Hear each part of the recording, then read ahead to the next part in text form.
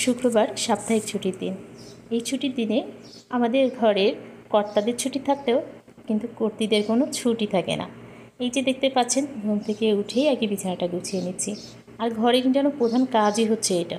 বিছানাটা যদি গুছানো থাকে তাহলেই মনে হয় যেন সব কিছু গুছানো, তা না হলে ঘরটা যেন কেমন অতিরিক্ত এলোমেলো মনে হয়। তো এই যে আমি এই পাশের রুমের বেডটা গুছিয়ে নিলাম। গোছানো হয়ে গেছে আমার, একটু চাদরটা টেনে টেনে দিচ্ছি যাতে সোজা থাকে। আর এই যে মাঝখানে যে ছিদ্রটা দেখতে পাচ্ছেন, এটার কথা কী বলবো, আয়রন করতে গিয়ে অসাবধানতাবশ সেদিন পুড়িয়ে ফেললাম। যাই হোক, তাই বলে তার চাদরটা বাতিল করে দিতে পারি না, মধ্যবিত্ত ঘরের মানুষ আমরা। তো এখন আমি জায়নামাজগুলো এভাবে ভাঁজ করে নিচ্ছি। আর এটা আমি একেবারে হাতের কাছে রাখি, কারণ এটাই আমি নামাজের ঘর হিসেবে ব্যবহার করি। তো এই যে 3টা জায়নামাজ ভাঁজ করে রেখেছি। 3টা কেন, একটা হচ্ছে আমার টুনটুনাই। তো এই যে টুনটুনির হিজাবটাও আমি ভাঁজ করে রাখছি। ও কিন্তু মাঝে মাঝেই আমাদের সাথে এসে নামাজ পড়ে আলহামদুলিল্লাহ। আর এখন সে ছুরাও শিখে গেছে। শুধু কোন সূরার সাথে কোন সূরা মিলিয়ে পড়তে হয় এখনও বোঝে না, কারণ এখনও কিন্তু ওর 4 বছর পুরো হয়নি। তো এই দিকটা হচ্ছে আমার সাহেব তার ল্যাপটপটা এইভাবে রেখেছে, আমি একটু গুছিয়ে রাখলাম। টেবিলের যে সাপড়াটা বিছিয়ে রেখেছিলাম, কারণ এখানে প্রচুর পরিমাণে ধুলা পড়ে, এই কারণে একটা সাপড়া বিছিয়ে রাখি। আবার যখন ধুলা পড়ে এটা চেঞ্জ করে আরেকটা দিয়ে দিই। এরপরে আমি ঘরটা ঝাড় দিয়ে নিচ্ছি, কারণ ওই পাশের রুমে একটু পরেই যাব। বাবার ঝি এখনও ঘুমাচ্ছে, তো ওই পাশের রুমে একটু পরেই যাই, তাদের ঘুমে ডিস্টার্বটা নাই করি। তো যেহেতু আমি ভোরবেলা ঘুম থেকে উঠে গিয়েছিলাম, তো এই পাশের রুমটা খুব সুন্দর করে ক্লিন করে নিচ্ছি।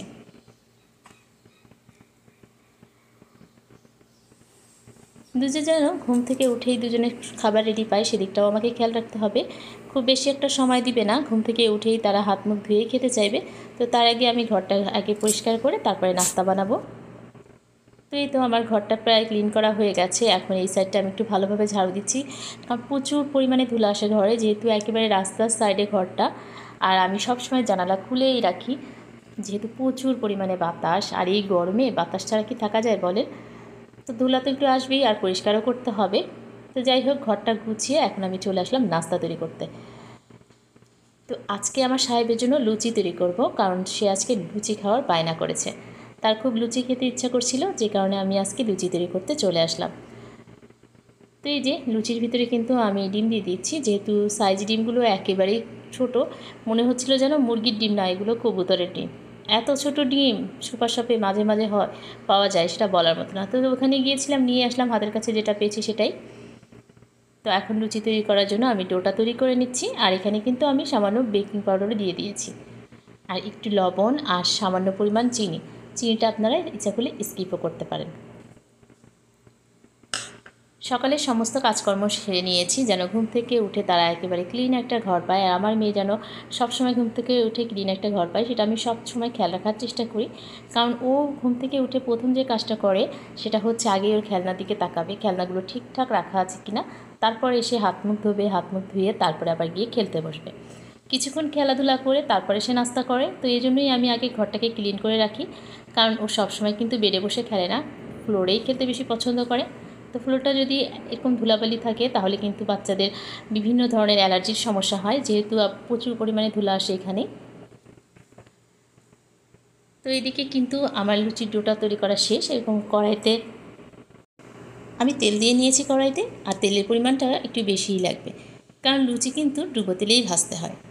তো এই যে এখন আমি লুচিগুলোকে ভেজে নেব, তার আগে কিন্তু বেলতে হবে। আর আমি এক পাশে লুচিগুলো বেলবো, আর এক পাশে হচ্ছে ভাজবো, কারণ এগুলোকে আমি যেহেতু কোনো গুঁড়ো ব্যবহার করিনি না, আটার ময়দার কোনো গুঁড়ো ব্যবহার করিনি, শুধুমাত্র তেল দিয়েই বেলে নিব। তো একটার সাথে কিন্তু আরেকটা লেগে যাওয়ার চান্স আছে।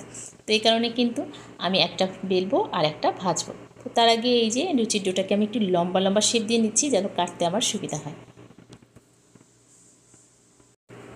এতক্ষণ ধৈর্য ধরে যারা আমার ভিডিও দেখছেন তাদের উদ্দেশ্যে একটা কথা বলতে চাই, যারা এখন পর্যন্ত আমার চ্যানেলটি সাবস্ক্রাইব করেনি, আমার চ্যানেলের কোনো অংশ যদি আপনাদের এতটুকু ভালো লেগে থাকে তাহলে প্লিজ আমার চ্যানেলটি সাবস্ক্রাইব করে আমার পাশেই থাকবেন। আর যদি তার থেকে একটু বেশি ভালো লেগে থাকে তাহলে পাশে থাকা বেল আইকনটি একটু টাচ করে যাবেন, যাহলে আমি নতুন কোনো ভিডিও আপলোড করলে সেটা কিন্তু সবার আগে আপনার কাছে পৌঁছে যাবে। তো এই যে আমি লুচির ডোটা তৈরি করে নিয়েছি, এখন শেপ দিয়ে নিচ্ছি একটু গোল গোল করে। এটা তৈরি করা কিন্তু খুবই সোজা, আর খেতেও দারুণ টেস্টি। একটু ঝামেলার মনে হতে পারে প্রথম দিকে, কিন্তু যখন আপনারা তৈরি করবেন তখন দেখবেন একেবারেই ঝামেলা নেই, খুবই সহজ। তো এটা কিন্তু আমার অনেক আপুরাই তৈরি করতে পারেন, কারণ আমি জানি আমার এই প্ল্যাটফর্মে আমার থেকে অনেক অনেক বেশি গুণী আপুরা আছেন। তো আমি যেরকম পারি ততটুকুই আপনাদের সাথে শেয়ার করেছি। তো এই যে আমি এতটুকু সাইজ করে নিচ্ছি, এখন এটা ভেজে নেওয়ার পালা। তেলটা কিন্তু হাইটে দিয়ে গরম করতে হবে এবং চুলার আঁচটা কিন্তু হাইয়েই রাখতে হবে।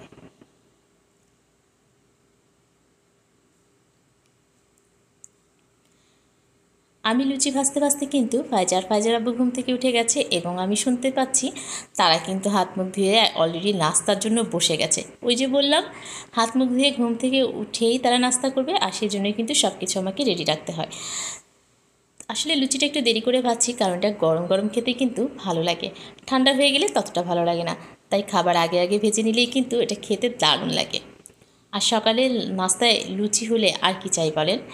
আমার কাছে তো এক কাপ চা আর লুচি দিয়ে ভিজিয়ে খেতে দারুণ লাগে, অন্য কিছুরই দরকার নেই। তো এক এক করে আমি সবগুলো লুচি এভাবে ভেজে নিচ্ছি।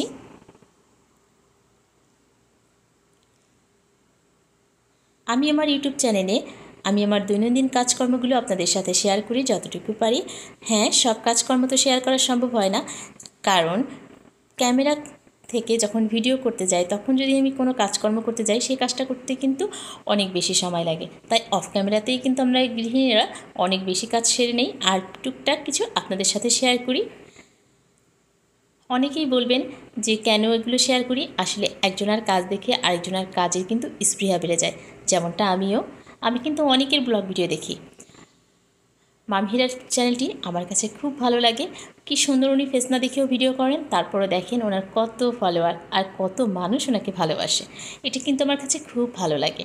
তো আমিও কিন্তু চেষ্টা করি ওনার মতো করে এই ভিডিও করতে, যদিও ওনার মতো অত গুণী আমি নই, তারপরও যতটুকুই পারি। আসলে আমরা এখানে কেউ কাউকে কপি করি না, কিন্তু কাউকে দেখে যদি আমার একটা কিছু করার আগ্রহ বেড়ে যায় তাহলে কি তাকে ফলো করা আমাদের অনুচিত হবে বলেন? তাকেই কিন্তু ফলো করা উচিত। একটা ভালো কাজের জন্য একজন ভালো মানুষের কাজ দেখে যদি আমাদের একটা ভালো কাজ করতে ইচ্ছা করে তাহলে তাতে দোষ কী বলেন? এই ধরনের অনেক ব্লগার আপু আছেন যাদেরকে আমার খুবই ভালো লাগে, তাদের ব্লগ কিন্তু আমি নিয়মিত দেখে থাকি। যেমন সোনিয়া আপুর ব্লগও কিন্তু আমার কাছে অনেক ভালো লাগে। তো এই তো আমরা বিকেলে এখন চলে আসলাম হচ্ছে ঘুরতে ফাইজাকে নিয়ে। তো দুপুরের ভিডিওগুলো আর শেয়ার করিনি, সকালের ভিডিওর পরে কিন্তু সরাসরি চলে আসলাম এই যে এখন বিকাল বললেও ভুল হবে, সন্ধ্যার পরে ফাইজাকে নিয়ে চলে এসেছিলাম এখানে। আর এই পার্কটা এত সুন্দর, পার্কের সব থেকে ভালো লাগে আমার এই স্পেসটা। কি সুন্দর ফুল গাছগুলো, এত সুন্দর সবুজের মাঝে হলুদ, মাশাআল্লাহ অনেক সুন্দর। আর ফাইজা এখানে স্কুটি চালাচ্ছিল, এখন কিন্তু সে স্কুটি চালানো শিখে গেছে অনেকটাই। কোনো কিছু পারলে তার যেন উৎসাহ আরও বেড়ে যায়, এটা দেখতে আমার অনেক ভালো লাগে। তো কথা বলতে বলতে ভিডিওর প্রায় শেষের দিকে চলে এসেছি। সবাই ভালো থাকবেন, আমাদের জন্য দোয়া রাখবেন। আল্লাহ।